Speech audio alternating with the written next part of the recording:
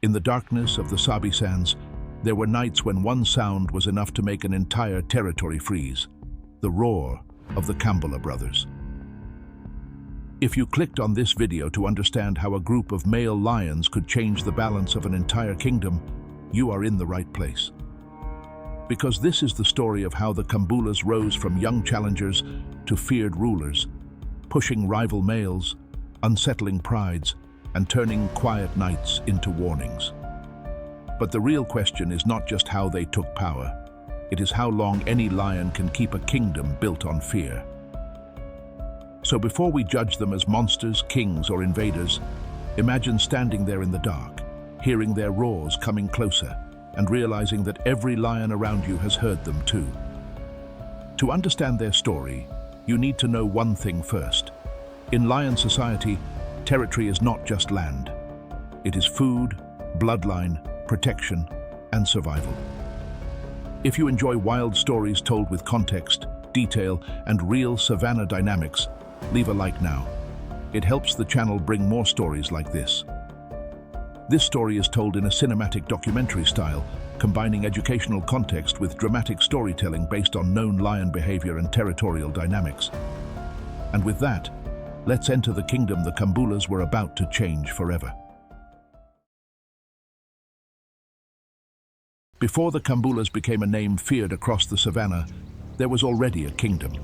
Not a kingdom with walls or crowns, but one marked by scent, claw marks, riverbeds, hunting trails, and the deep nighttime calls of lions who believed the land belonged to them. In this world, power was not written down. It was announced in the dark and understood by every animal that heard it. Imagine this territory for a moment. Dry grass moving under the evening wind, marula trees throwing long shadows across the sand, buffalo gathering near open clearings, lionesses leading their cubs through safe routes they had used for generations. To the eye, it looked peaceful. But in lion country, peace is often just the silence between challenges. At the center of that world were the established prides. They had hunting grounds, resting places, water points, and invisible borders. The lionesses knew where to hide their cubs. The young males knew where they could play and where they should never wander alone. Everything seemed natural, but nothing was casual. Every movement was shaped by territory, protection, and power. And this is where many people misunderstand lion society. A pride is not safe only because the females are experienced hunters. A pride survives because someone defends the land around them. When strange males enter, everything changes.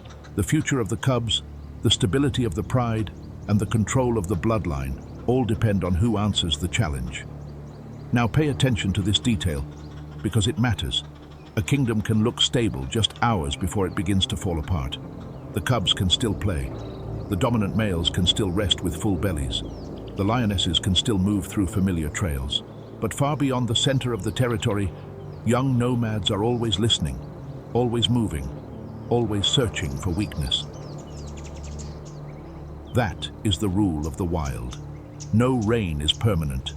Every dominant male was once an outsider. Every ruler was once a challenger. And to young males without land, without females, and without a future, a stable kingdom is not something to respect. It is something to test. The Kambulas were not rulers yet. They were shadows outside the order, moving along the borders of a world already claimed by others. They had no pride waiting for them, no cubs carrying their blood, and no territory where their roars could return without challenge. What they had was hunger, youth, strength, and each other, and that was enough to make the first animals listen. At first, the kingdom did not fall. It only changed its breathing. A strange scent appeared near the border. A distant roar answered from the dark.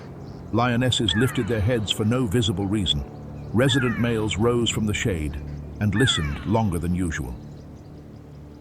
Because before the Kambulas could take a kingdom, they had to announce themselves to it. And once the kingdom heard them, the night would never sound the same again. Before the Kambulas could become rulers, they had to survive the most dangerous stage in a male lion's life, the nomadic years. This is the time when young males are no longer protected by the pride they were born into, but not yet powerful enough to claim a pride of their own. They walk between worlds, too old to remain as sons, but not yet proven as kings. And this is where the story becomes important. A young male lion alone has very little room for mistakes. One bad encounter with a stronger male, one failed hunt, one injury in the wrong season, and his future can disappear quickly. But brothers together are different. A coalition changes everything. It gives them protection, confidence, and the ability to challenge animals they would never face alone. Now imagine these brothers moving through the edge of the Sabi Sands, not as rulers yet, but as outsiders. Their manes were still developing. Their bodies were still filling with the weight and muscle of adulthood. But even before they had full control of a territory, they carried the one thing every kingdom fears: potential. They were not at the top yet, but they were moving toward it. At first, they would have learned by watching and avoiding. They had to know which areas were too dangerous, which resident males were too strong, where prey could be found, and when to stay silent. This is not the glamorous part of a lion's story, but it is the part that creates the future ruler. Before a male lion can dominate, he must first learn when not to die. And think about that for a second. Every powerful coalition you have ever heard about began this way, not with victory, but with uncertainty, not with a kingdom, but with hunger. These lions had no guaranteed meals, no safe resting ground, and no lionesses protecting their future. The only thing they could rely on was each other. That bond became their first territory. Before they controlled land, they controlled formation. They moved together, rested together, listened together, and when one stopped, the others noticed. In the wild, that kind of unity is not sentimental. It is survival. A coalition that breaks apart too early becomes vulnerable. A coalition that stays together long enough becomes a problem. And slowly, the Kambulas began to look less like wanderers and more like a warning. Their movements became bolder. Their calls carried farther. Their confidence grew with every night they survived. The savannah does not announce this transformation with a dramatic signal. One day they are young males passing through. Then, almost without anyone realizing it, they become males that others begin to avoid. This is the part I want you to pay attention to. Power in lion country does not appear all at once. It gathers. It builds inside the body, inside the voice, inside the way a male walks into open ground without lowering his head. And when that power belongs not to one lion, but to brothers moving as one, the entire landscape begins to react. The kingdom had not been invaded yet. The prides had not fallen. The resident males had not lost control.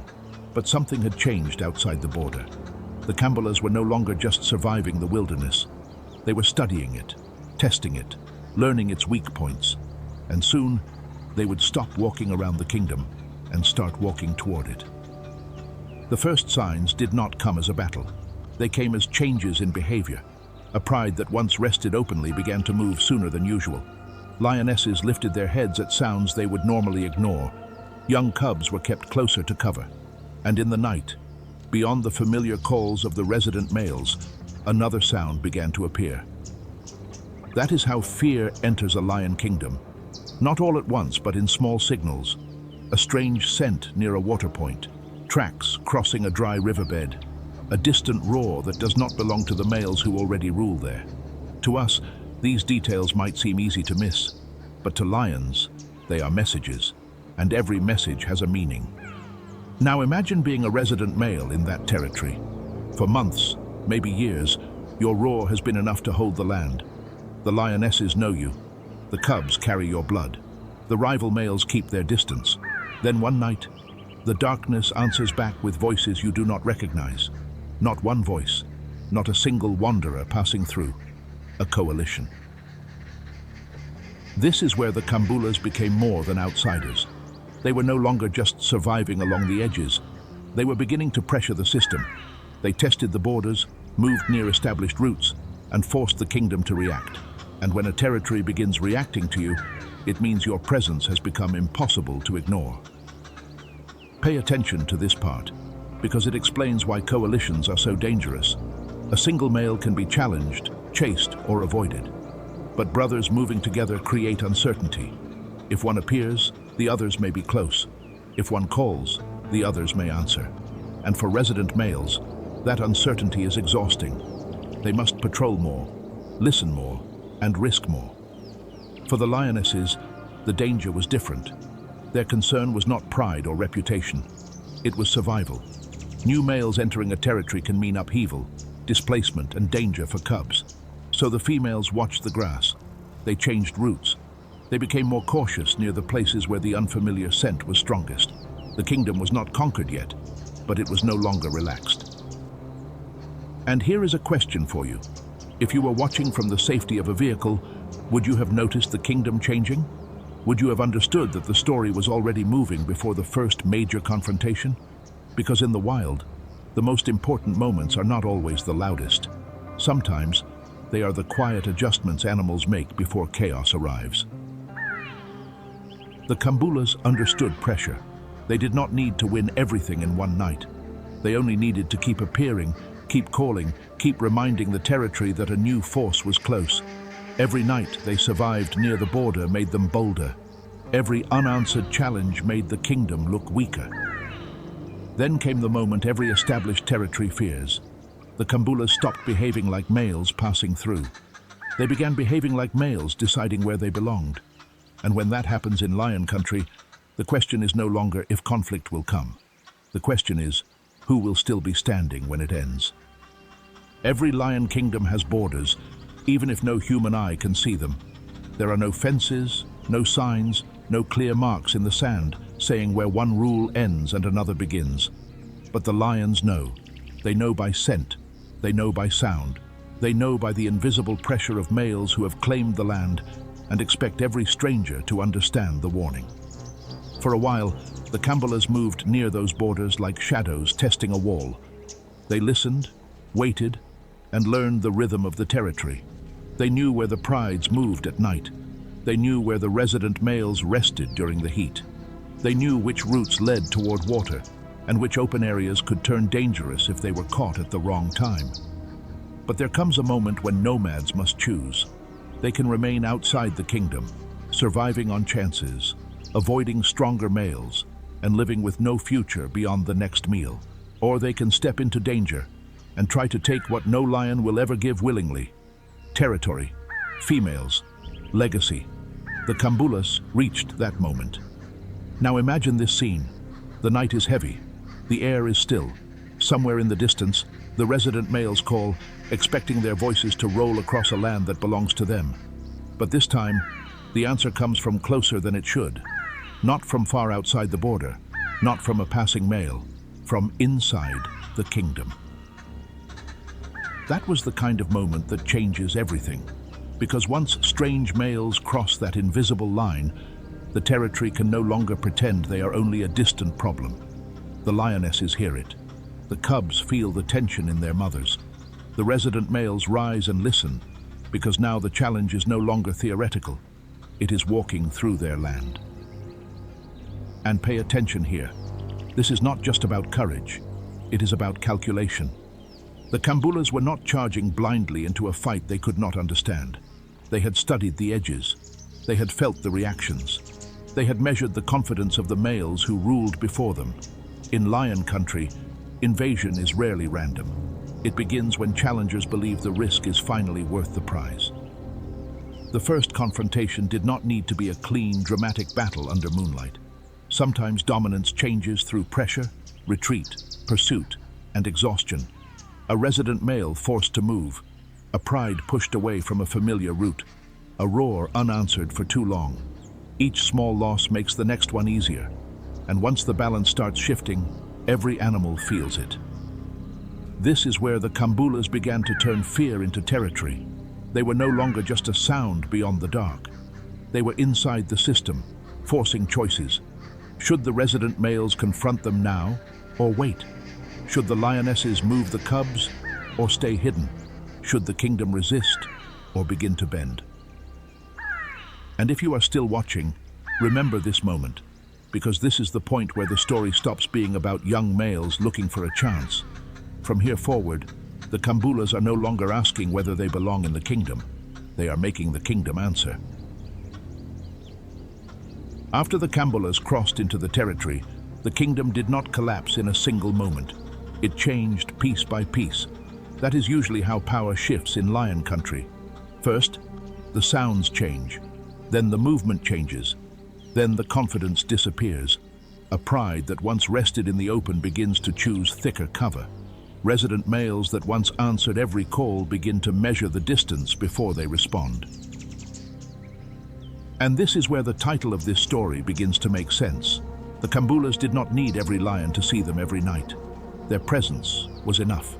A roar from the dark, fresh tracks near a path used by lionesses, a scent mark where it should not be. These small signs told the kingdom that the brothers were close, and sometimes fear grows stronger when the threat is not fully visible. Now think about it from the point of view of the prides. For the lionesses, every decision became heavier. Where should they take the cubs? Which route was still safe? Was that sound a resident male returning, or one of the Kambulas moving nearby? In the daytime, the land might have looked unchanged, but at night, the rules were beginning to feel different. For the resident males, the pressure was even more direct. Their authority depended on being heard and believed. A male lion's roar is not just noise. It is a warning, a claim, and a message to every rival listening in the dark. But when another coalition keeps answering, keeps advancing, and keeps surviving inside your range, that message becomes weaker. This is the part many people miss. Terror in the wild is not always blood, chase, or open battle. Sometimes it is the slow loss of certainty. It is the moment when a lioness stops trusting a familiar trail. It is the moment when a dominant male hesitates before moving toward a call. It is the moment when a kingdom still exists, but no longer feels completely protected. If you enjoy stories like this, told with detail and real behavior behind the drama, leave a like now. It helps the channel keep bringing these wild histories in a way that feels more than just facts on a screen. And believe me, from this point on, the story of the Kambulas only becomes more intense. Because once the brothers understood that their presence could move the kingdom, they became bolder. They pushed deeper into the territory. They tested more routes. They followed the signs of weakness. Every night they survived inside the land made them harder to remove. Every step forward made the old rulers look less untouchable. And maybe this is the most dangerous stage of any takeover. Not the first challenge, and not the final fight, but the middle ground, where nobody knows who truly rules anymore. The old males still exist. The prides still move. The borders are still remembered. But something new is walking through them, and every animal can feel the change. The Kambulas were no longer just visitors in the dark. They were becoming the reason the dark felt dangerous. Taking territory is one thing, keeping it is another, and this is the part of a lion's story that often gets forgotten. From the outside, dominance can look like victory. A coalition walks into a kingdom, forces rivals to move, claims the night with its roars, and suddenly it seems as if the hardest part is over. But in lion country, winning a kingdom only means the real pressure has begun. The Kambulas now had to do what every ruling coalition must do: patrol, defend, answer challenges, protect access to prides, and make sure no other males felt brave enough to test the border. That sounds powerful, but it is also exhausting. Every roar in the distance could be a warning. Every unfamiliar scent could mean rivals. Every missed patrol could become an opening. Now think about this for a second. When a male lion has no territory, he risks hunger, conflict, and uncertainty. But when he finally gains territory, he risks losing everything he fought for. Power does not make him safe, it makes him visible. The moment the Kambulas became rulers, they also became targets. And this is where unity mattered more than ever. A coalition survives not only because its members are strong, but because they move as one when pressure comes. If one brother is injured, the others must cover the weakness. If one area is threatened, they must decide whether to defend it or protect another side. A kingdom can stretch a coalition thin, especially when the land is rich enough to attract more challengers. For the prides, this new rule brought its own uncertainty. Lionesses may adapt to new males, but they do not stop watching. They read behavior constantly. Are these males strong enough to hold the land? Do they respond quickly to danger? Do they stay close when rivals call? In the wild, trust is never given because of a title. It is earned through repeated proof. And pay attention to this detail. The same fear that helps a coalition take power can become the pressure that surrounds it. The Kambulas had made the kingdom listen to them, but now they had to keep listening to everything else. The night that once carried their threat also carried threats toward them.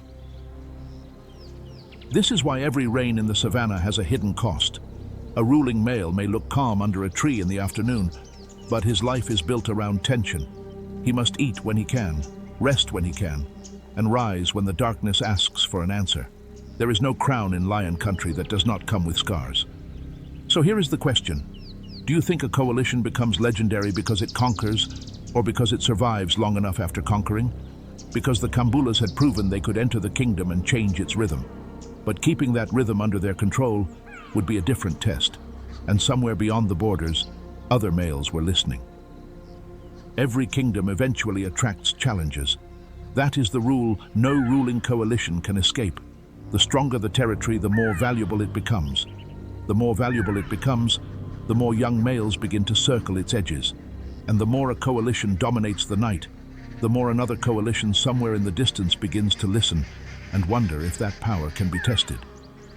For the Kambulas, this meant the kingdom they had shaken was now the same kingdom they had to defend. The borders that once looked like opportunities now became responsibilities. The trails they used to enter were now trails that enemies could use against them. The darkness that once carried their roars into the hearts of rival males now carried new voices back toward them. And this is where the story begins to turn. Because in the savannah, no lion stays only one thing forever. The outsider becomes the ruler. The ruler becomes the target. The threat becomes the one watching the shadows. If you look closely, almost every great lion story follows this circle. The only difference is how long each male can hold the center before the circle moves again. Now imagine the Kambulas hearing unfamiliar calls beyond the edges of their own land. Maybe not close enough for an immediate fight, but close enough to matter. A distant roar does not need to be right beside you to change your behavior. It only needs to remind you that someone else is out there, measuring your strength, waiting for your mistake, and learning the same lessons you once learned. The Lionesses would have felt this shift too. They know when males are under pressure. They notice when patrols become longer, when rest becomes lighter, when the dominant males move with more urgency than before. A pride may not understand territory the way humans describe it, but it understands tension. And when the males begin listening more than sleeping, the whole pride becomes alert. Pay attention to the irony here. The same signs that once announced the rise of the Kambulas could now announce the beginning of a challenge against them. Strange tracks, distant calls, restless nights, a pride changing direction, resident males standing longer in the dark. The kingdom was hearing again what it had heard before, but this time the message was aimed at the brothers themselves. And if you were watching this unfold, this would be the moment to ask, how does a ruler know when the ground beneath him is starting to shift? Is it when another male crosses the border? Is it when a lioness moves her cubs? Is it when a roar goes unanswered? Or is it earlier than that, in the quiet moment when confidence becomes caution? The Kambulas still carried power. They still had strength, unity, and the weight of everything they had already done. But the wild does not care about reputation for long. Yesterday's terror can become today's warning. Yesterday's conqueror can become tomorrow's memory. In lion country, the past can make a name legendary, but it cannot defend a territory by itself. So the brothers had to respond, not as young nomads anymore, but as rulers with something to lose. They had to patrol harder, listen closer, and prove that the kingdom still belonged to them. Because once the darkness begins answering back, every night becomes a test, and the Kambulas were about to learn whether fear alone was enough to hold a kingdom. In the end, every lion kingdom changes hands. No roar rules forever. No scent mark stays fresh forever. No coalition, no matter how feared, can stop the savannah from moving forward. And maybe that is what makes the story of the Kambulas so powerful.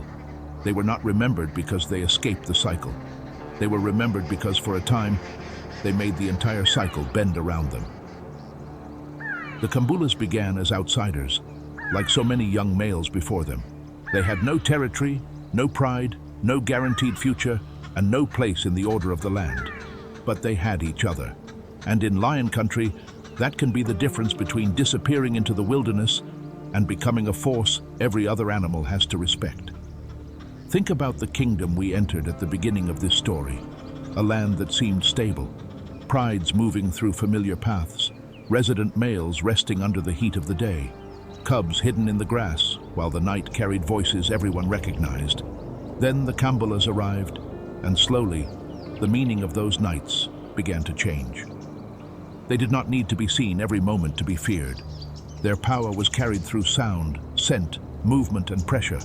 A roar in the dark, tracks near a water point, a pride-shifting route before sunrise, a rival male listening too long before answering. That was their impact. They made the kingdom react before they even stood in front of it. And maybe this is the most important lesson in their story. In the wild, dominance is not only about one battle. It is about presence. It is about making others change because you are near. It is about turning uncertainty into advantage. The Kambulas understood that, whether by instinct, experience, or the simple pressure of survival. But power always asks for payment. The same kingdom they entered as challengers became the kingdom they had to defend as rulers. The same darkness that carried their threat eventually carried threats back toward them. And this is why stories like theirs never end as simple victories. They end as reminders. Every ruler was once an outsider. Every outsider is watching. Every kingdom is temporary. So were the Kambulas monsters? Were they kings? Were they invaders? Maybe those words are too human for what they truly were. They were male lions doing what male lions are built by nature to do: survive, challenge, defend, and leave their mark before time and younger rivals erase it from the sand. But here is the question I want to leave with you. If a coalition can change the behavior of prides, rivals, and an entire territory just by entering the night, does that make them cruel, or does it make them unforgettable? If this story made you see lion coalitions differently, subscribe to the channel and leave a like. And comment below. Do you think the Kambulas became legends because of their strength, their unity, or the fear they created around them? Because in the savannah, kings are not remembered by crowns. They are remembered by the silence that follows their roar.